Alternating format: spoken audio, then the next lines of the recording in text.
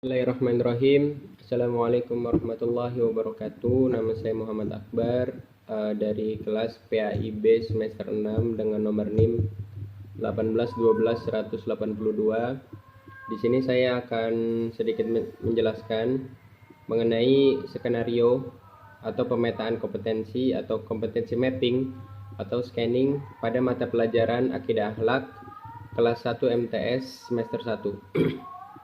Baiklah, untuk yang pertama saya akan membacakan tentang pengorganisasian kompetensi pada mata pelajaran Akidah Akhlak ini, yaitu kompetensi inti.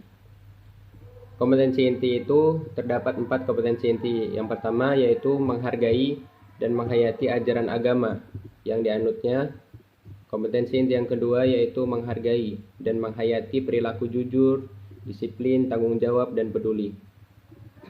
Dan toleransi gotong royong, santun, percaya diri dalam berinteraksi secara efektif dengan lingkungan sosial dan alam dalam jangkauan, pergaulan, dan keberadaannya.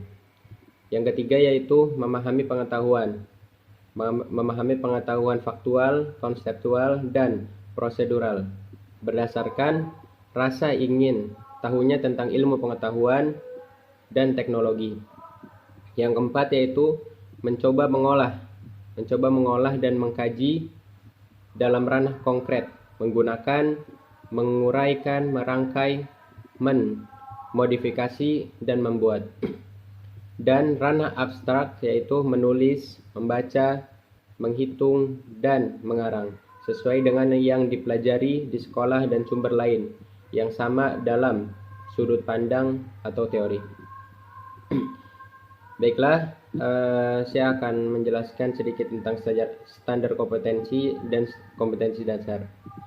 Yang pertama, standar kompetensi yaitu yang pertama yaitu memahami dasar dan tujuan akidah Islam. Kompetensi dasar dalam standar kompetensi yang pertama ini yaitu 1. Menjelaskan dasar dan tujuan akidah Islam. Yang kedua, menunjukkan dalil tentang dasar dan tujuan akidah Islam. Yang ketiga, adanya menjelaskan hubungan iman, Islam, dan ihsan. Yang keempat, adanya menunjukkan dalil tentang iman, Islam, dan ihsan. Standar kompetensi yang kedua yaitu meningkatkan keimanan kepada Allah Subhanahu wa taala melalui pemahaman sifat-sifatnya. Kompetensi dasarnya yaitu dalam standar kompetensi yang kedua ini yaitu mengidentifikasi sifat-sifat wajib Allah Subhanahu wa taala yang nafsiyah, salbiyah, ma'ani, dan ma'nawiyah. Yang kedua, adanya menunjukkan bukti dalil nakli dan akli. Yang ketiga, adanya menguraikan sifat-sifat mustahil dan jaiz bagi Allah Subhanahu wa taala. Yang keempat, menunjukkan ciri-ciri tanda perilaku yang beriman kepada sifat-sifat Allah Subhanahu wa taala. Dan standar kompetensi yang ketiga yaitu menunjukkan akhlak terpuji kepada Allah Subhanahu wa taala. Kompetensi dasar. Kompetensi dasarnya yaitu menjelaskan pengertian dan pentingnya ikhlas, taat, khauf, dan taubat. Yang kedua, adanya mengidentifikasi bentuk dan contoh-contoh sikap ikhlas, taat, khauf, dan taubat. Dan yang ketiga, adanya menunjukkan nilai-nilai positif dari ikhlas, taat, khauf, dan taubat. Dan yang keempat, adanya membiasakan berperilaku ikhlas, taat, khauf, dan taubat dalam kehidupan sehari-hari. Dan poin yang kedua, di sini saya akan menjelaskan hasil konteks atau tema atau teks atau unit yang relevan pada materi ini. Merujuk pada buku paket Akidah Akhlak kelas 7 MTS semester 1 kurikulum 2013, saya memaparkan hasil konteks, tema, teks, dan unit yang relevan berikut di bawah ini, yaitu beberapa penjelasannya saya akan ringkas. Yang pertama, materi yang akan dibahas dalam materi pertama dalam pelajaran Akidah Akhlak kelas 7 MTS semester 1 ini adalah menjelaskan dasar-dasar dan tujuan akidah Islam. Hal ini mengisyaratkan kepada kita bahwa yang pertama kali harus ditanamkan kepada peserta didik dalam rangka menciptakan generasi muslim yang taat beragama adalah mengenai akidah Islam. Yang kedua, hasil yang kedua yaitu pembahasan selanjutnya yaitu tentang pelajaran dengan tema yaitu meningkatkan keimanan kepada Allah Subhanahu wa taala melalui pemahaman sifat-sifatnya. Berdasarkan hal tersebut, maka ada relasi korelatif A dengan materi sebelumnya. Jika sebelumnya peserta didik diajak membahas mengenai dasar akidah Islam dan tujuannya, maka pada bab ini diajarkan mengenai pemahaman sifat-sifat Allah Subhanahu wa taala. Dan yang ketiga, pembahasan yang selanjutnya adalah mengenai menunjukkan akhlak terpuji kepada Allah Subhanahu wa taala. Nah, pada bab ini juga sama, selaras dan koheren dan relevan dengan materi-materi yang diajarkan pada bab-bab sebelumnya. Setelah peserta didik mempelajari berbagai macam mengenai akidah Islam, mempelajari tentang asma-asma Allah Subhanahu wa taala, kemudian mempelajari tentang asma Allah Subhanahu wa taala, kemudian pelajaran selanjutnya ialah pelajaran mengenai pengenalan sifat-sifat terpuji kepada Allah Subhanahu wa taala.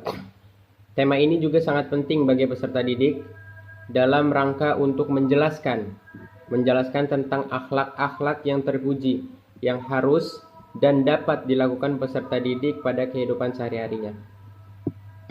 Dan poin yang kedua yaitu mengembangkan perencanaan dalam beberapa konteks tema teks unit yang relevan pada materi ini.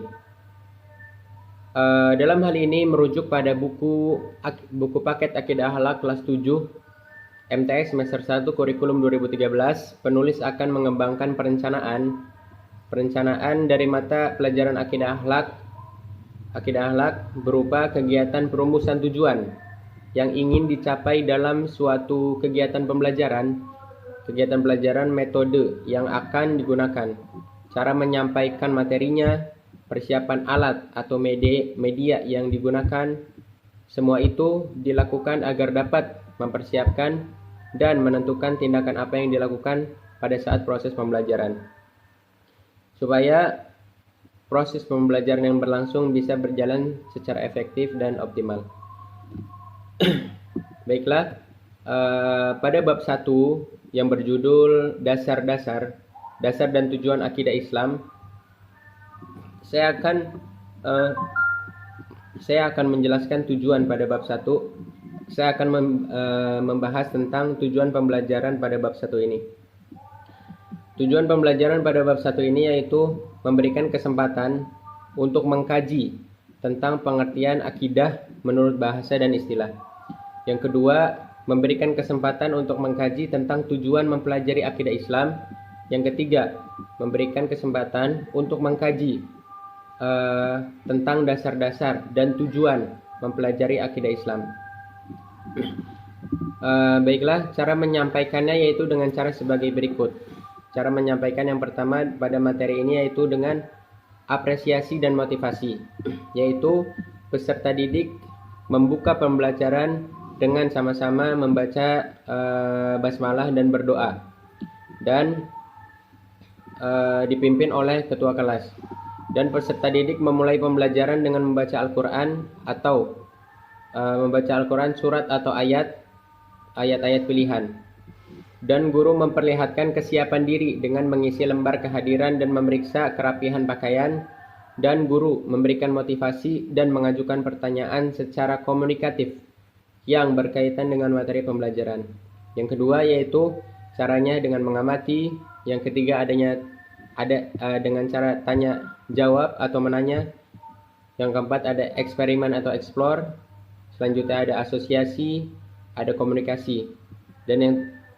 Dan penutupnya adalah peserta didik diharapkan dapat menyimpulkan materi pembelajaran secara demokratis. Dan peserta didik bersama-sama melakukan relasi terhadap pembelajaran yang telah dilaksanakan. Guru memberikan reward kepada kelompok-kelompok terbaik, yakni kelompok-kelompok yang di saat pembelajaran berlangsung itu serius dalam melakukan proses pembelajarannya.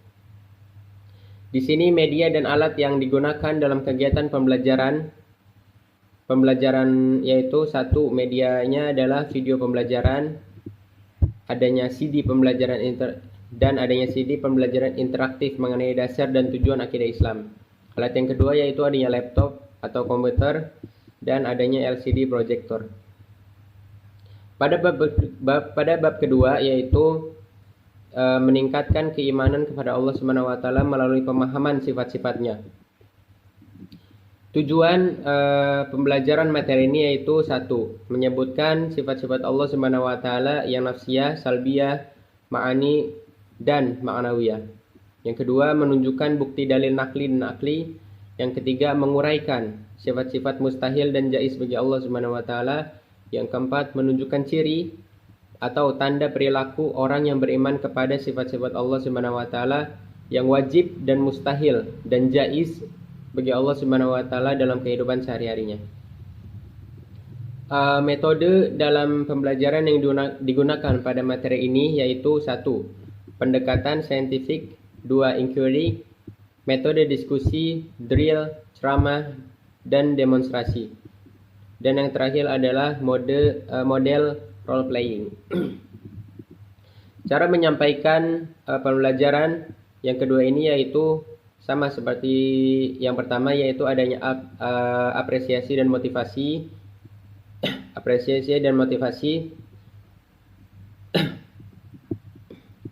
Dan penutupnya di bawah bimbingan guru, siswa dapat menyimpulkan hasil pembelajaran secara demokratis pula. Media dan alat yang digunakan dalam kegiatan pembelajaran adalah satu, medianya adalah video pembelajaran. Dua, adanya CD pembelajaran tentang pengertian, makna dan macam-macam sifat Allah Subhanahu wa taala, meliputi sifat-sifat wajib Allah Subhanahu wa taala yang nafsiyah, salbiyah, ma'ani, ma'nawiyah, serta sifat-sifat mustahil dan jaiz bagi Allah Subhanahu wa taala. Alat-alatnya yaitu adanya laptop atau komputer dan yang kedua adanya LCD proyektor. Pada bab 3 berjudul tentang menunjukkan akhlak terpuji kepada Allah Subhanahu wa taala. Tujuan dalam pembelajaran pada bab ketiga ini yaitu menjelaskan pengertian dan pentingnya ikhlas, taat, khauf dan taubat.